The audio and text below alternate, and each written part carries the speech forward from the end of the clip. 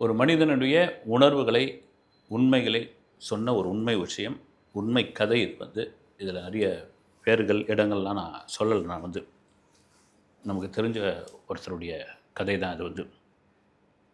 அவர் பேர் கணேசன். ரொம்ப ஒரு அந்யோன்யமான ஒரு ஒரு கணவன் மனைவி, வயதானவர்கள் தான். ஒரே ஒரு மகன். கணவனுடைய குறிப்பறிந்து செய்யக்கூடிய ஒரு மனைவி அப்படி ஒரு ஒரு தாம்பத்திய வாழ்க்கை. அந்த மனைவியுடைய இறப்பு கணேசனை நிலைகுலைய வைத்துச்சு ஒரு கட்டத்தில் ஏன்னா ஒரே மகன், அவனை கல்யாணம் பண்ணி கொடுத்துட்டு சென்னைக்கு அனுப்பிச்சிட்டாங்க. அவங்க ஊரில் இருக்காங்க, கணவனும் மணியும் அவங்க ஊரில் இருக்காங்க. அப்படி புரிஞ்சுக்கிற ஒரு வாழ்க்கை தன் கணவனுக்கு என்ன வேணும், கணவன் என்ன நினைக்கிறாரு, அவர் என்ன கண்ணால் பேசுகிறாரு, அவர் எப்படி புரிஞ்சுக்கிற ஒரு விஷயம். மனைவிக்கு அதுக்கு ஏற்ற மாதிரி இவர் அந்த மனைவிக்கும் ஒரு கொடூரமான கணவன்லாம் அதெல்லாம் ஒன்றும் கிடையாது. அதை தாண்டி தன் கணவனை பொத்தி பொத்தி பார்த்துக்கிற ஒரு விஷயம் இருக்குல்ல, அப்படியாப்பட்ட ஒரு மனைவியுடைய திடீர் இறப்பு அவரை நிலைகுலைய வச்ச போது ஒரு 20-25 நாளைக்கு அப்புறம் மகனும் மருமகள் பேரெல்லாம் வராங்க. மருமகள் கூட அப்படி மெதுவாக இருக்கிறான். மகன் சொல்கிறான் என்னப்பா இவ்வளோ பெரிய வீட்டில், இந்த கிராமத்தில் ஏன் இருக்கணும், வெட்டு வெட்டுன்னு வந்துருங்க, நீங்கள் சென்னைக்கு வந்துடுங்க, எங்கள் கூட இருங்க நீங்கள் பாட்டுன்னு. அப்பயாவது அம்மா நினைப்புலேருந்து கொஞ்சம் மாறும் உங்களுக்கு அப்படின்னு. இல்லை வேணாம், நீங்கள் கிளம்புடா, எனக்கு அது சரிப்பட்டு வராது, அப்படியே இருந்துடுறேன்னு சொல்லி அவருடைய முகத்தில் பயங்கரமான ஒரு சோகம். எப்படி அவங்க அப்பாவை பார்த்ததே கிடையாது. அவன் மகன் அப்படி ஒரு க்ளீன் ஷேவாக இருக்கக்கூடிய ஒரு நபர் அவ்வளோ தாடி இருக்குது, ஒரு இறுக்கமான முகம் இருக்குது. தான் அப்பாவும் அம்மாவும் பேரனை பார்க்குறதுக்காக வந்தாங்கன்னா அன்றைக்கி நைட்டே கிளம்பிடுவாங்க. பேரன் பள்ளிக்கூடத்துலேருந்து வந்த உடனே பார்த்துட்டு உடனே அவனுக்கு என்னென்ன வாங்கிட்டு கொடுத்தாங்களோ அதெல்லாம் இது பண்ணிவிட்டு பேரனை கொஞ்சிட்டு உடனே கிளம்பிடுவாங்க. அந்த பேரெல்லாம் பேரன் பேத்திலாம் என்ன பண்ணுவாங்க, தாத்தா தாத்தா பாட்டி பாட்டி இருங்க பாட்டி, ஒரு வாரம் இருங்க, 4 நாள் இருங்க, எங்களுக்கு அடுத்த வாரம் லீவு ஓடுது, அப்புறமா நாங்கள் ஊருக்கு போகிறோம், இல்லைனா Madras VGP golden beach, Marina beach, இதெல்லாம் போய் சுற்றி பார்க்கலாம் வாங்க பாட்டி தாத்தான்னுவாங்க. ஏதோ விதத்தில் சமாதானம் பண்ணி அந்த பேரனை தூங்க வச்சுட்டு கடைசி பஸ்ஸில் கிளம்பி போயிடுவாங்க. ஒரு நாள் கூட மகன் வீட்டில் தங்கந்து கிடையாது. அப்படி ஆனால் ஞாபகம் வந்துடுச்சுன்னா வந்துடுவாங்க. இதெல்லாம் அப்படியே அசை போட்டு ரீவைண்ட் பண்ணி பார்க்குறாரு கணேசன். ஆனால் மகன் தொடர்ந்து வற்புறுத்துறாப்புல. சொந்தக்காரங்க பக்கம் பக்கம் இருக்கிற வீட்டுக்காரங்களாம் வராங்க. அம்மா கணேசா உள்ளே உட்காந்து கிடக்கிற, வெட்டு வெட்டுன்னு சாப்பிடவும் மாட்டேன்ற, ஒன்றும் மாட்டேன்ற, குருவி மாதிரி 2 பேரும் இருந்தீங்க, ஆனால் இன்றைக்கி இப்படிலாம் அதெல்லாம் நினச்சிருந்தா என்ன ஆகும், போய் வா, ஒரு மாறுதலாக இருக்கும், நீ அங்கேயே நிரந்தரமாக இருக்க வேணாம், போய் ஒரு மாதம் தங்கிட்டு வா, ஒரு கொஞ்சம் மாற்றமாக இருக்கும், அந்த வாழ்க்கையும் போய் பாரு. மகனும் மருமகளும் வேலைக்கு போயிடுறாங்க, பேரனும் பள்ளியிடம் போயிடுறான், நீ வீட்டை பார்த்துக்கோ, சும்மா இறாங்க போ அப்படின்போது ஒத்துக்கிறாப்புல. மருமகள் தொட்டும் தொடாமல் பட்டும் படாமல் சரி வாங்க மாமா அப்படின்னு கூப்பிட்றா. வராரு, சென்னையுடைய வாழ்க்கைக்கு வராரு. அவருக்கு பெரிய பிரமிப்பாகவே இருக்குது அந்த வாழ்க்கை. ஏன்னா முதல்ல இருந்த ஒரு குடியிருப்புலேருந்து இப்போ மாறி ஒரு பெரிய குடியிருப்பு, பெரிய அப்பார்ட்மெண்ட், கேட்டட் கம்யூனிட்டி, அதுக்குள்ளே இருக்காங்க. அவ்வளோ பெரிய குடியிருப்பு. ஓடுறாங்க, ஓடியாராங்க, என்ன பண்ணுறாங்க, ஒரு பக்கம் பசங்க விளையாடிக்கிட்டு இருக்காங்க, ஒருத்தருக்கு ஒருத்தர் தொடர்பு கிடையாது. முகங்கள்லாம் பார்த்திங்கன்னா வெளி மாநிலம், வெளிநாடு, வெளி மாவட்டம், நிறங்கள் வேறு வேறு மாதிரியாக இருக்காங்க. மனிதர்கள் ஒருத்தருக்கு ஒருத்தர் டச்சே கிடையாது. உள்ளே போகும்போதே அவர் புரிஞ்சுக்கிறாரு. லிஃப்ட்டில் ஏறி அது கிட்டத்தட்ட ஒரு 12வது மாடியில் எடுத்துமே விடுது. இவ்வளோ உயரத்தில் ஏப்பா இருக்கிறீங்கன்னு கேட்குறாரு. ஆமாம்பா இவ்வளோ உயரத்தில் இருக்கோம், இந்த பிளாட்டை சொந்தமாக வாங்கிட்டோம், நாங்கள் 2 பேரும் வேலைக்கு போகிறோம்ல, மாதம் இவ்வளோ இஎம்ஐ கட்டுறோம், வாடகை வீட்டில் இங்கேருந்து கட்டுப்படி ஆகாது அப்படின்போது அந்த ஜன்னலை திறந்து அவ்வளோ உயரத்துலேருந்து பார்க்குறாரு. வாழ்க்கை எவ்வளோ பெரிய இதுவாக இருக்குது படுறா, இந்த நகரத்தில் இவ்வளோ உயரத்தில் வாழ வேண்டிய ஒரு வாழ்க்கை இருக்குதா அப்படின்போது அவன் பேரை சொல்கிறான். இது இல்லை தாத்தா, இன்னும் கூட உயரமான பில்டிங்லாம் இருக்குது, அங்கெல்லாம் கூட இருக்கிறாங்க ஃப்ரெண்ட்ஸு அப்படின்னு சொல்லும்போது சிரிக்கிறார். சிரிச்சுட்டு கொஞ்சம் மாறுதலாக இருக்குது, பரபரப்பாகிறாங்க. மனைவி மருமகள் கிளம்புறாங்க. மகன் இதுவாகிறான்.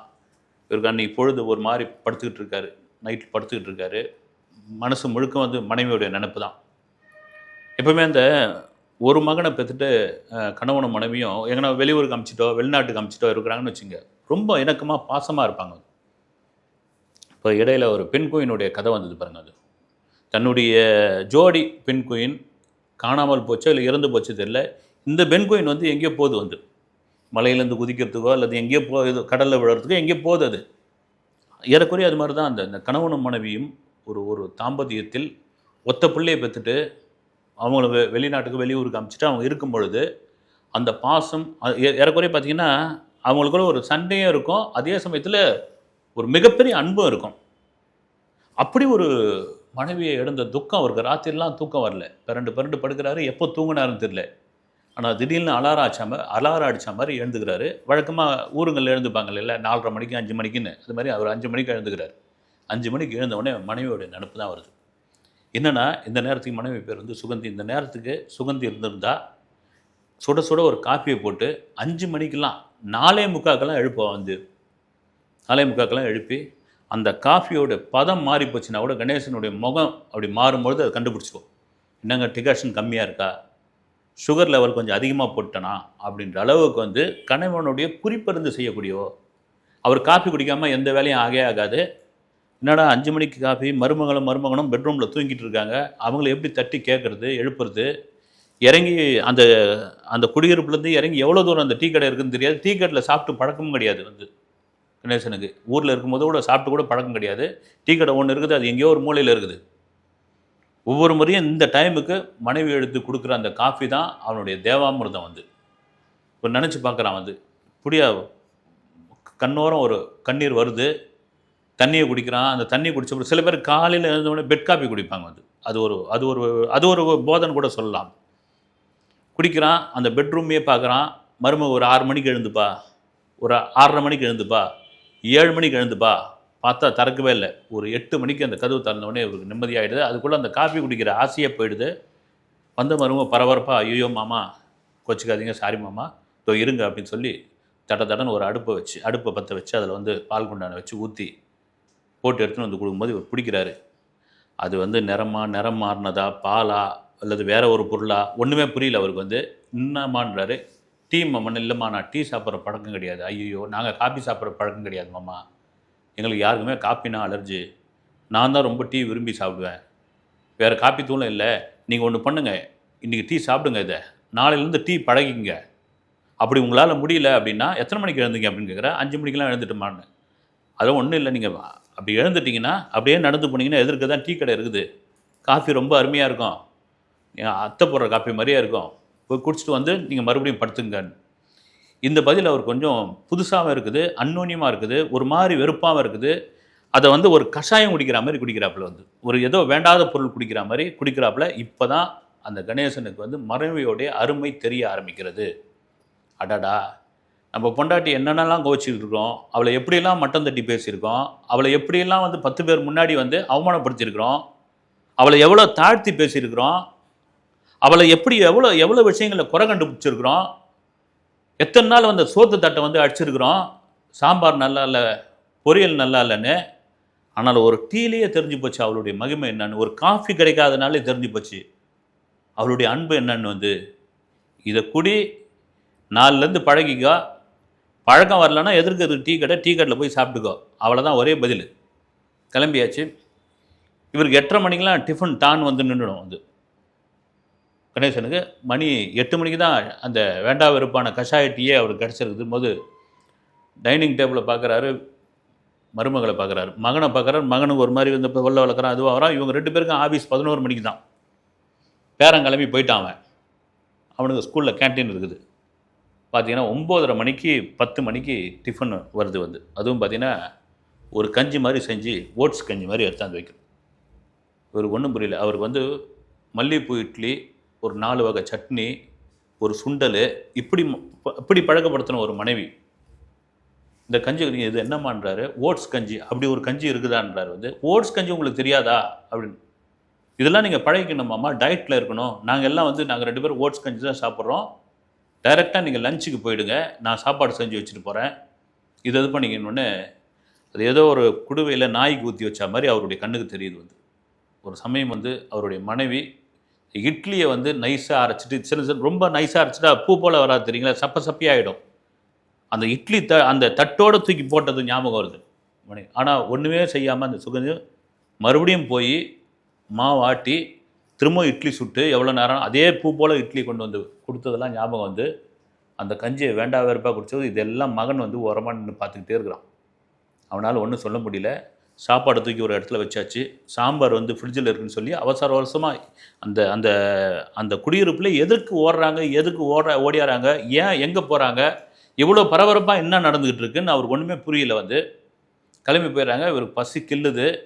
இவர் எப்பவுமே வந்து வச்சு யாராவது பரிமாறி சாப்பிட்டா தான் உண்டு. ஆனால் இந்த வாழ்க்கை இதுவாகவே இருக்குது. போகிறாரு, அவரே திறக்கிறாரு. பார்த்தா ஒரே ஒரு 2 பிடி சாதம் இருக்குது. ஒரு ஃப்ரிட்ஜு உள்ள சில்லுன்னு ஒரு சாம்பார் இருக்குது. அது என்னைக்கு வச்ச சாம்பார்னு தெரியல. ஒரு பொரியல் இல்லை, ஒன்றும் இல்லை. ஒரே ஒரு ஊறுகாய் பாக்கெட் ஒன்று, பூண்டு ஊறுகாய் பாக்கெட் ஒன்று இருக்குது.